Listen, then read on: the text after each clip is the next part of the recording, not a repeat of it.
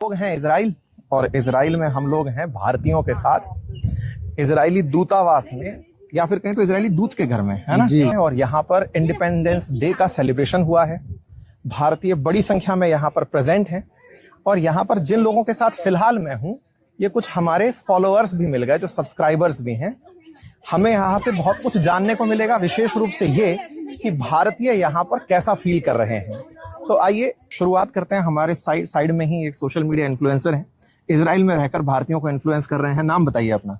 मेरा नाम राहुल कभी गोरखपुरी है। अच्छा। और मैं इंडिया के गोरखपुर उत्तर प्रदेश से बिलोंग करता हूँ। ठीक है। और सर का मैं काफी समय से, जब मैं पढ़ाई करता था उस समय से इनकी वीडियो में देखता था, और आज इनको मैं सामने देख रहा हूँ। मैं कभी सोचा नहीं था कि सामने से कभी सर से मुलाकात हो जाएगा, लेकिन नसीब में जो लिखा होता है वो एक दिन होना ही है। देखिए, मैं इजराइल में हूँ और सर का मैं वीडियो देख रहा था, काफी दिनों से इनको फॉलो भी कर रहा था, इनकी टीम से भी बातचीत करने की कोशिश कर रहा था।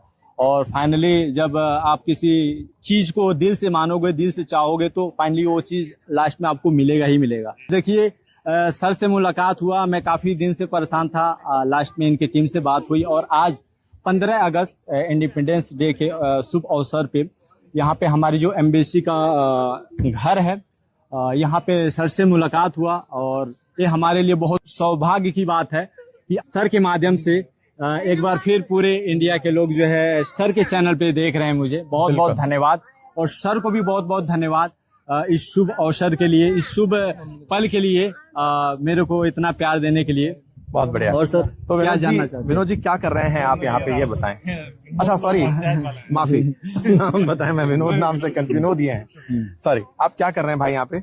मैं यहाँ पे आया था 9 अक्टूबर सन 2024 को आया था, और मेरे को यहाँ पे 1 साल से ज्यादा हो गए हैं। और मैं यहाँ पे आया था कंस्ट्रक्शन बिल्डिंग प्रोजेक्ट में, लेकिन अभी मैं जेरूशलम में जो है काम कर रहा हूँ, मेट्रो में। अच्छा। एक तरह से हमारा जो है वर्क है वायरिंग का ही है, जो कॉपर की वायर जाती है ऊपर से। कंस्ट्रक्शन थोड़ा सा हट के अलग है। मैं आपसे कुछ क्वेश्चंस बिल्कुल पूछता हूं, आप उनके जवाब दीजिए। ये माइक जो है ना, ये इस तरह से रखिएगा कि अपन औरों के भी जवाब लेते चले। अभी बड़ी संख्या में भारतीय यहाँ पर आए थे, सरकार की तरफ से यहाँ पर भेजा गया था रोजगार के लिए। कुछ उनके संपर्क में हैं आप?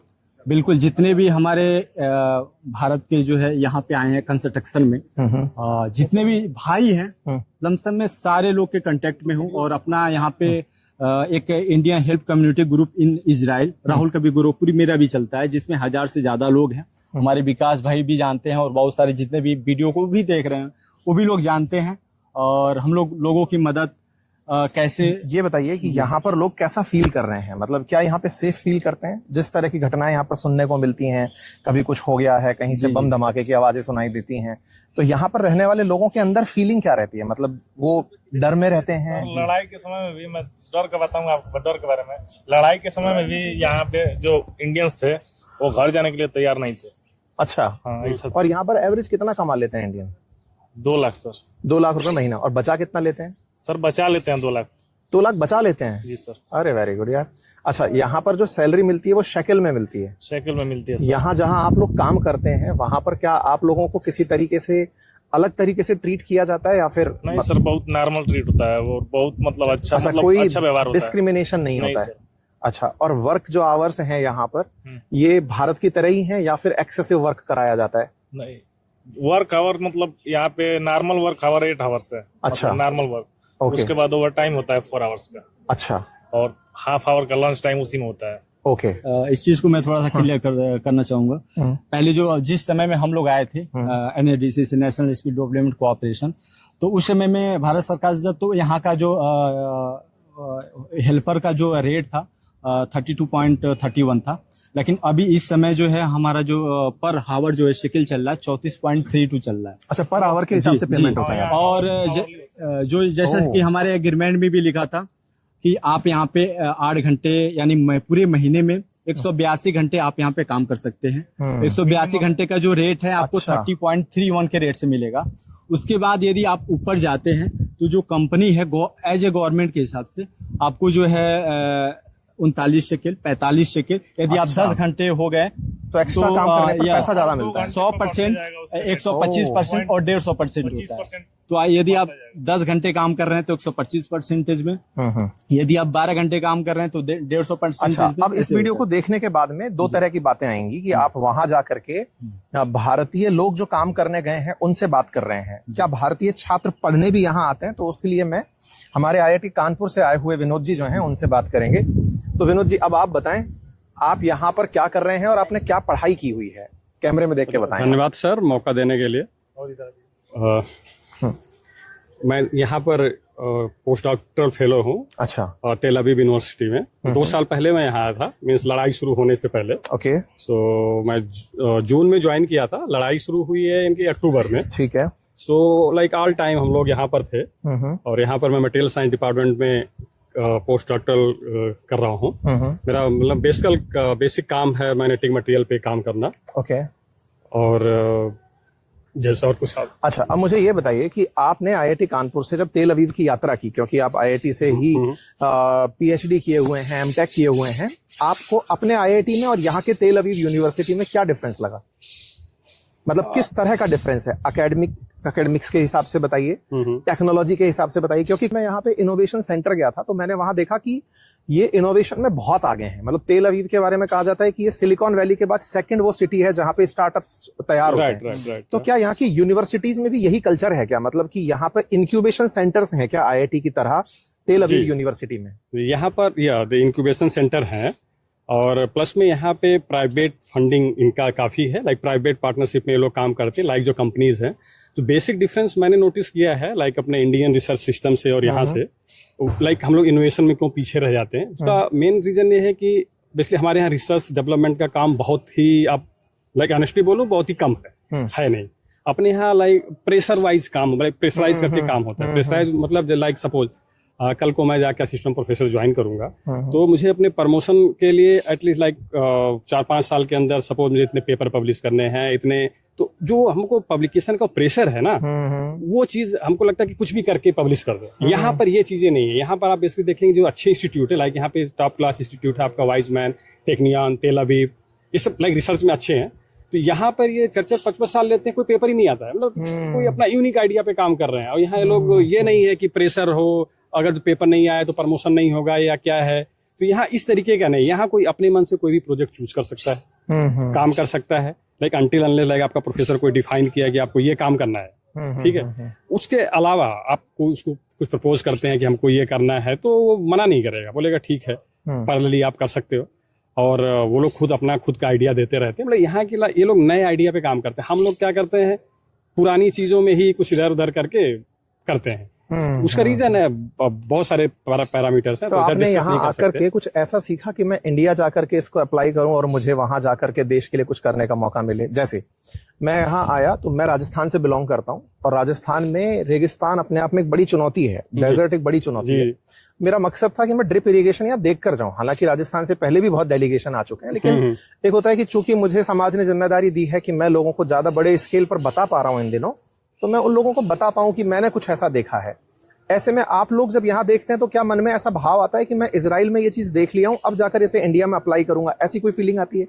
जी, वो होता है। सबसे फर्स्ट पॉइंट तो यही कि कुछ कोई इंडिपेंडेंटली कुछ करना चाह रहा है। कोई मान लीजिए आप वहाँ पे फैकल्टी हैं, कोई स्टूडेंट कुछ प्रपोज कर रहा है, तो उसके साथ में मतलब कोऑर्डिनेट करिए, देखिए वो क्या कह रहा है, उसकी चीजें समझिए और उस हिसाब से मतलब उसको सपोर्ट करिए और अपने भी उस डायरेक्शन में काम करिए। तो पहली चीज तो ये है कि उस अपना इंडिपेंडेंट आइडिया लेके जाके, लाइक बेसिकली सपोज हम अभी इंडिया में क्वांटम कंप्यूटिंग का भी काम सारी दुनिया मतलब हमसे सोचिए कि कई लेवल आगे है, हम क्यों पीछे, हम अपना इनोवेशन नहीं कर पाते। तो मेन चीज मेरा फोकस ये है कि जा करके कुछ क्वांटम मटेरियल्स डेवलप करना फॉर क्वांटम कंप्यूटिंग, और जो like the main hot topic this time like superconducting material, so वो आपका क्वांटम। प्रधानमंत्री मोदी ने भी अपने भाषण में बताया है कि हम लोग सेमीकंडक्टर्स में काफी अच्छा काम करना शुरू कर चुके हैं इंडिया में। 4 इंडस्ट्री शुरू हो चुकी हैं, 6 पाइपलाइन में है। आज प्रधानमंत्री के भाषण में था।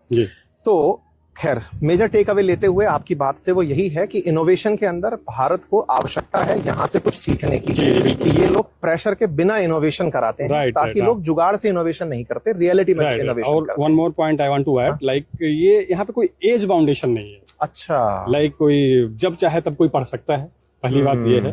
अपने यहाँ हर चीज का एज बाउंडेशन है, तो वो चीज एक अब उसके कई सारे पैरामीटर से नहीं कह सकते क्यों है, बहुत बढ़िया। लेकिन यहाँ पर ऐसा नहीं। तो एक कई सारे प्रेशर फैक्टर जो प्रेशर को कम करते हैं। सो लाइक मेरा मोटिव ये है कि कुछ ऐसा करना जो लाइक आपका basically quantum computing, quantum materials आजकल ये हॉट टॉपिक में है और ये हमारे आने वाली सोसाइटी को काफी इन्फ्लुएंस करेंगे, आप देखिएगा आने वाले दिनों में। तो मैं नहीं है कि यहाँ से जाने के बाद वहाँ कुछ रिसर्च सेंटर स्टेब्लिश करना और जिसमें ऐसे मटेरियल्स डेवलप करना जो हमारे। चलिए, हमारी आपको बहुत सारी शुभकामनाएं। आपसे भी परिचय लेते हैं, माइक बने सौंपिए, आपका नाम बताइए और आप कहाँ के रहने वाले हैं मूलतः? सर मेरा नाम मनोज शुक्ला है, मैं दिल्ली का रहने वाला हूँ और मैं आपकी वीडियो देखता हूँ for information purpose. Thank you so much. और क्या कर रहे हैं आप यहाँ पे? मेरी वाइफ एम्बेसी ऑफ इंडिया में है। अरे क्या मैं उसी के साथ हूँ। अरे थैंक यू सो मच। ये मेरी बेटी है। अरे मेरा बच्चा। मैं एक बात ये कहना चाहूंगा, यहाँ पे ना एजुकेशन में बिल्कुल प्रेशर नहीं डाला जाता। हाँ। बच्चों को स्टार्टिंग से ही मतलब 5-6 तक तो बिल्कुल पेपर होते ही नहीं। एग्जाम का कोई अच्छा, एग्जाम का कॉन्सेप्ट ही नहीं है। आप इनसे पूछो ना, आप इधर रिद्धि देखो। स्कूल कैसा लगता है? कैमरे में देखो, स्कूल कैसा लगता है बताओ? स्कूल बड़ा अच्छा लगता है। अच्छा लगता है? खिलाते हैं आपको वहाँ पे? नहीं, मैं खुद खाता हूँ खाना तो। नहीं, और खेल खिलाते हैं आपको? हाँ। अच्छा, कौन सा खेल पसंद है आपको? अलग अलग से झूले होते हैं, उस पर खेलता हूँ। अरे मेरा बच्चा। बहुत बढ़िया। सर जैसे कि इन्होंने बताया, यहाँ पे स्कूलों में फर्स्ट क्लास से ही बिल्कुल प्रेशर नहीं रखते और प्रैक्टिकल अप्रोच रखते हैं। मेरी बेटी बता रही है कि इसको मल्टीप्लाई वगैरह ऐसे सिखा रहे कि 3 मछलियां हैं वो समुद्र में तैर रही हैं, 3 और आ गई तो कितनी हो गई, इस तरीके से सिखाते हैं। प्रैक्टिकल अप्रोच बहुत ज्यादा है। बहुत बढ़िया, ये बहुत अच्छा है। ठीक है, विकास जी से पूछते हैं। विकास जी, आप कहाँ के रहने वाले हैं? मैं उत्तर प्रदेश देवरिया का। कोई बात नहीं, खड़ा रहने में। हाँ, देवरिया का उत्तर प्रदेश। देवरिया उत्तर प्रदेश के रहने वाले हैं। ठीक है, और यहाँ पर कितना टाइम हो गया आपको आए हुए? मैं 2 अप्रैल को आया था पिछले साल। ठीक है, क्या कहना चाहोगे यहाँ पर जो लोग हैं उन सबको जो आपको देखने वाले हैं बाहर उस तरफ? मैं उनसे यही कहना चाहूंगा जो यहाँ पे हैं वो अपना पूरा 5 साल यहाँ बिताएं और फिर घर जाके कोई अच्छा स्टार्टअप करें। अरे क्या बात है। चलिए, बहुत सारी शुभकामनाएं आपको। इन्हें अब हो गया हमारी, आप भी फटाफट बता दीजिए कहाँ से, ताकि गांव वाले देखें आपको। मैं सिद्धार्थ नगर डिस्ट्रिक्ट उत्तर प्रदेश से हूँ। क्या बात। और करंटली रांची में रहता हूँ। ठीक है। सो लाइक घर हमारा सिद्धार्थ नगर में है, रहता रांची में हूँ, तो आना जाना लगा रहता है। ढूंढ लीजिएगा, लड़का एलिजिबल बैचलर है। चलिए ठीक है, आप भी बता दीजिए, फिर हम इस पर रोकते हैं। मैं राहुल कवि गोरखपुरी, गोरखपुर उत्तर प्रदेश से हूँ। और सर्वप्रथम मैं एक हिंदुस्तानी हूँ यहाँ पे, और मेरा बस एक ही मकसद और एक ही प्यारा मैसेज है अपने इंडिया के लोगों को। आप इंडिया में हो या दुनिया में किसी भी कोने में, जैसे मैं एज ए इजराइल में हूँ, मैं यहाँ पे अपनी सैलरी 1.5 लाख रुपए बचा रहा हूँ।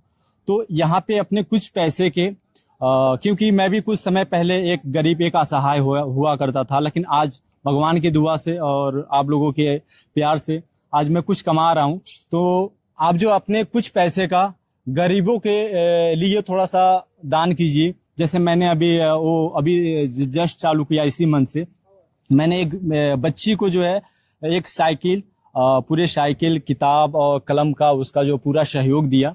आजमगढ़ की बच्ची रहने वाली है, और आगे भी हर मंथली यही सोचा हूँ कि पर मंथली अपनी सैलरी से कुछ न कुछ जो है गरीबों के लिए वो करें। तो आप कहीं पे भी रहें। समय में प्रत्याशी सबसे पहले कहाँ से शुरू करोगे? विधानसभा से कि सांसदी से शुरू करोगे? बताइए।